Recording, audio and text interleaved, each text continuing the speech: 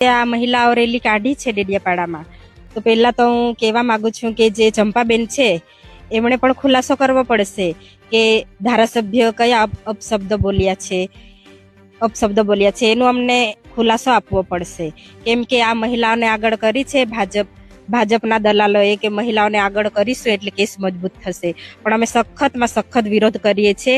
જે ડેડિયાપાડામાં રેલી કાઢી હતી એ બહેનોને પણ અમે કહેવા માંગીએ છીએ કે તમને આ ભાજપની સરકાર તમારો ઉપયોગ કરે છે, કેમ કે તમને આગળ કરે છે અને જે ધારાસભ્ય આપણા બધા માટે અવાજ ઉઠાવે છે એમના સામે તમને આ વિરુદ્ધ સૂત્રાચારનો ઉચ્ચાર કરાવીને તમને આગળ કરે છે. તો બહેનોને પણ હું કહેવા માંગુ છું કે ભલે આપણે એટલા ભણેલા નથી પણ સમજવાની જરૂર છે કે કયા વ્યક્તિ આપણા માટે દોડે છે, કોણ કામ કરે છે, એ બધું સમજવાની જરૂર છે.